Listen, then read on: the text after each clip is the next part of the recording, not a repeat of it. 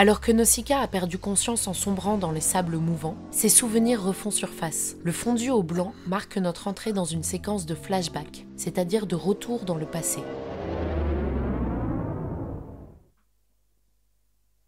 Étrange.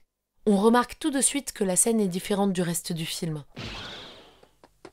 Les tons jaunes du souvenir ne ressemblent pas aux teintes bleutées habituelles. L'animation est aussi moins fluide, utilisant moins de dessins par seconde, ce qui donne un effet ralenti et saccadé. Nausicaa.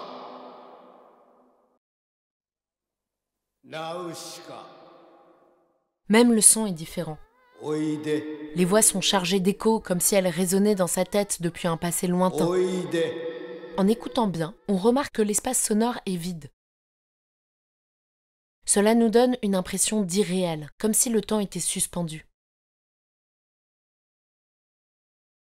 Le père de Nausicaa n'a rien à voir avec le vieillard infirme du début du film. Pourquoi semble-t-il si grand ? C'est parce que l'image est en contre-plongée, c'est-à-dire qu'on regarde vers le haut. Nous partageons le regard de la petite Nausicaa qui lève les yeux vers son père. On parle alors d'images subjectives. Derrière la mère de Nausicaa, les squelettes d'arbres qui défilent peuvent nous rappeler sa mort, bien avant l'intrigue du film.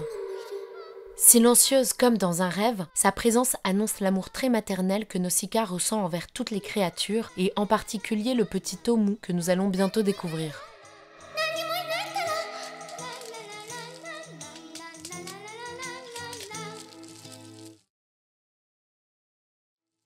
Nausicaa est plus grande que l'insecte, elle veut le protéger, mais elle est bien plus petite que les adultes contre qui elle ne fait pas le poids.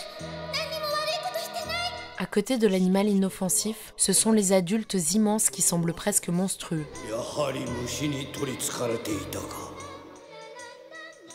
Qu'est-ce que cette image nous fait ressentir ? De l'angoisse ? Probablement comme Nausicaa elle-même. Regardons bien les adultes. Ils sont trop grands ou trop loin, on ne les voit jamais en entier ou alors on les discerne mal. Nous restons à la hauteur des plus petits, des plus faibles. On ne voit pas les choses comme elles sont, mais comme l'enfant les voit.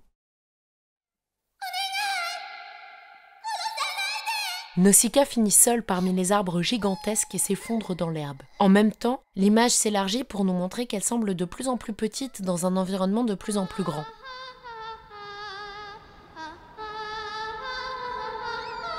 On peut comparer cette scène à la fin du film.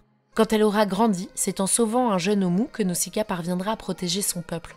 Ce n'est donc pas un hasard si ce flashback se déroule justement dans des champs dorés comme dans la légende.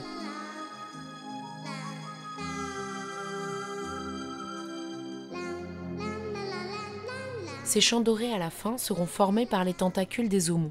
C'est grâce à son empathie avec la nature que Nausicaa accomplira son destin. On peut dire que le souvenir annonce l'avenir.